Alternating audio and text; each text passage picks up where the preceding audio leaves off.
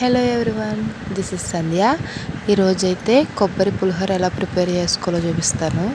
ముందుగా 1 కప్ కొబ్బరి తురుమును అయితే తీసుకున్నాను. అలాగే నిమ్మరసం 3 కాయలను అయితే తీసుకున్నాను. దాంట్లో కొద్దిగా పసుపుని యాడ్ చేశాను. అలాగే వేరుశనగ గుళ్ళు, పచ్చిమిర్చి, కరివేపాకు, 2 టేబుల్ స్పూన్స్ శనగపప్పు, 2 టేబుల్ స్పూన్స్ మినప్పప్పు, అలాగే ఎండుమిర్చి, ఆవాలను కూడా తీసుకోండి. ఇలా ముందుగా రైస్ని అయితే తీసుకోండి. నిమ్మరసంలో మనకి రైస్కి ఎంత సాల్ట్ పడుతుందో దానికి తగ్గ సాల్ట్ని వేసుకుని కలుపుకుని ఇలా రైస్ మీద అయితే వేసుకోండి. అన్నం వేడిగా ఉన్నప్పుడే ఇలా వేసుకుంటే పులుపు అనేది రైస్కి బాగా పడుతుంది. ఇలా మొత్తంగా ఒకసారి కలుపుకోండి. ఇలా కలుపుకుని పక్కన పెట్టుకోండి. తర్వాత స్టవ్ మీద వేరే కడాయిని పెట్టి అందులో వేరుశనగ గుళ్ళు, ఒక 4 టేబుల్ స్పూన్స్ ఆయిల్ వేసి వేరుశనగ గుళ్ళు ఇవి కొద్దిగా ఫ్రై అయిన తర్వాత పచ్చిశనగపప్పును కూడా వేయండి.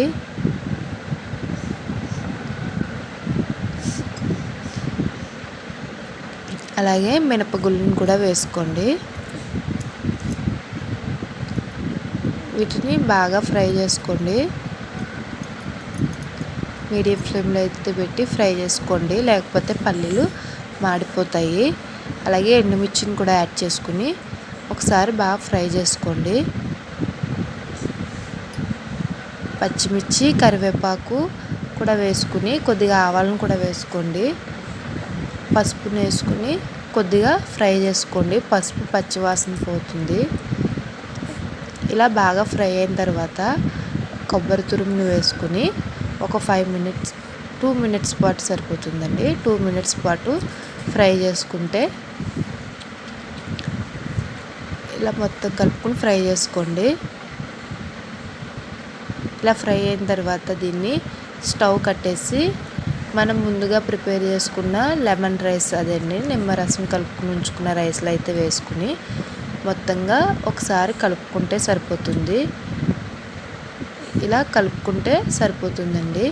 వేడి వేడి కొబ్బరి పులిహోర అయితే రెడీ. మీకు ఈ వీడియో నచ్చినట్లయితే లైక్ చేసి నా ఛానల్ అయితే సబ్స్క్రైబ్ చేసుకోండి. Thank you for watching.